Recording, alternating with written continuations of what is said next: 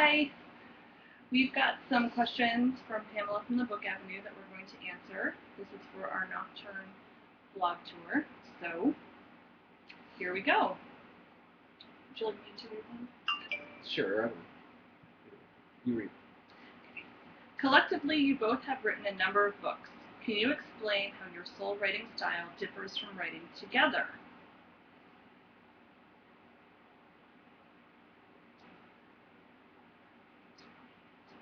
Why don't you answer? Well, I think. For me personally, we had to do a lot more outlining than I'm used to, and that was because we were writing on different schedules, so we needed to make sure that the story was kind of staying on the track while each of us were writing. So we would outline a couple of chapters at a time, very loosely, just to let us kind of know where we wanted it all to end up, and if other stuff happened in the middle, that was fine. But there was a lot more, just a lot more outlining. Usually I just kind of write until I'm done. It's about the same with me. The biggest thing is that I love it when I get surprises while I'm writing, but I've never had surprises that like completely came out of the blue. I mean, there was at least some. I'm not making any sense. The surprises were amazing. I'm shocking. Second question is, having read each other's work, how would you describe the other's writing ability, and what is your favorite book? My favorite book of his is A Song for Julia, which I read right about the time that we had met each other in our critique group. His writing ability,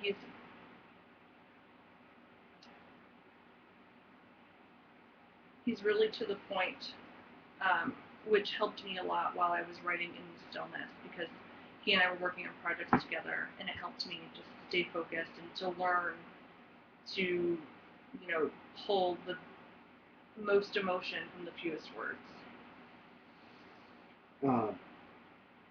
I'll start with what is my favorite book, and that's In the Stillness, and really that was my favorite book I've read in the last I don't know how long. I absolutely love that book.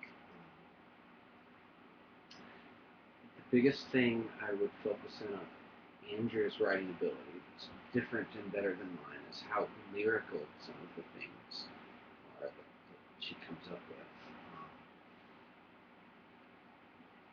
Sometimes it's like reading poetry, which I'm not a poet. I just hack out words, and so it was exciting, especially to see things that, as we wrote together, I would say something, and then she might tweak the words in it, and then it became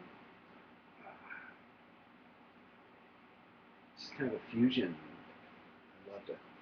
I'm done. Number 3. Since this is a first for both of you, what was the hardest and easiest part of co-authoring?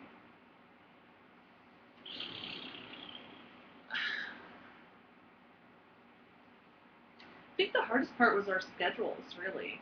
I mean, there were lots of times when I wanted to be in the document with you, because when we started, well, the whole time we wrote the book, he was in D.C. and I was in Massachusetts, and we were writing kind of opposite schedules, and so we were passing the document back and forth a lot, kind of. But the easiest part was our writing styles are similar enough that I didn't feel like I had to learn another language to write with you. Right. Yeah, the challenge was definitely the scheduling. And it could be really frustrating sometimes where, one or the other of us was like, just too busy for a couple of days, and so being able to write at the same time was really, the few times we were in the same document writing at the same time were amazing. I would say what's the question, the easiest part?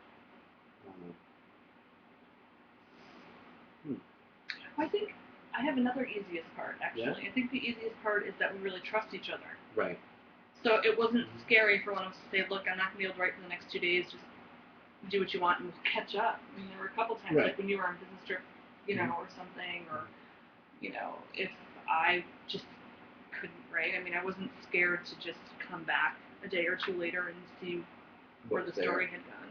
Same here. And Also, the fact that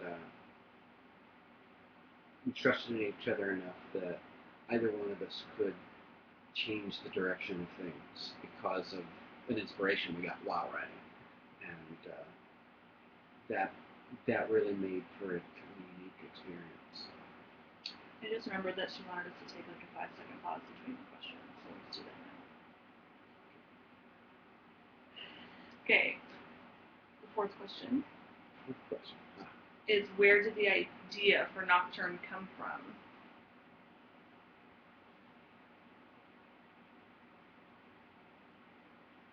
You want me to answer? Sure. Andrea originally had an idea that was kind of centered around a couple of scenes that did not make it into the story in the end. And then we brainstormed.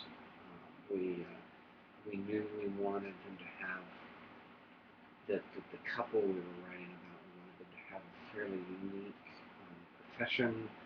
We wanted to have interesting settings, and so we just started to brainstorm different options. One So, scene we yeah. did and one scene we did. Yeah. One well, it wasn't really a scene, it was like a line of dialogue. Mhm. But yeah, like the big dramatic scene was different. I like ours better that we came up with together. Right. They would have killed us if we went with my idea. Possibly. Okay, why music? Why not? I sort of, like in the November Blue series, established for myself just like a propensity towards music. I think it's really important, and I think that so much of our lives can be told with and through music. This is different, however, because these were classical musicians, and we just wanted something that was different. People that were in just a whole different world that we would have to do a little bit of research for, and hopefully something that was going to be interesting for our readers, because it is something different than what we had seen before. I like to read stories that transport me somewhere different than my everyday life, and so I want to write stories that do that too.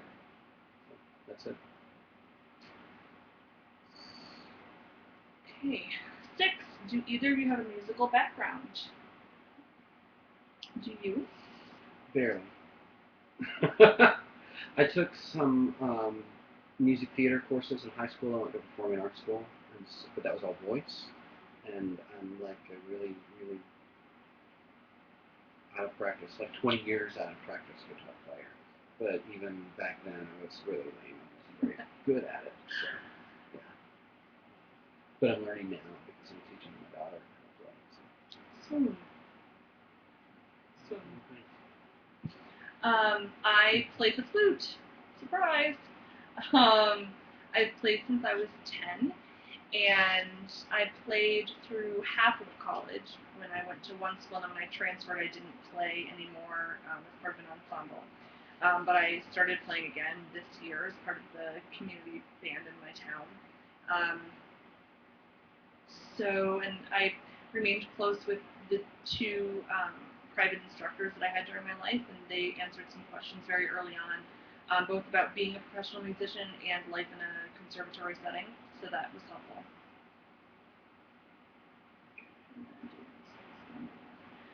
Okay, the music and music knowledge was key to the story. How much extra research went into making sure you presented the information correctly? Um, Fair enough.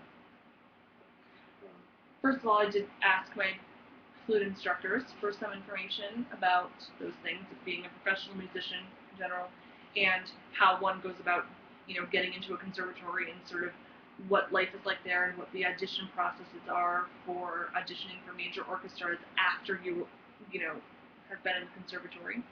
I also have some friends from high school who have made their living either as musicians or as high school or middle school band directors.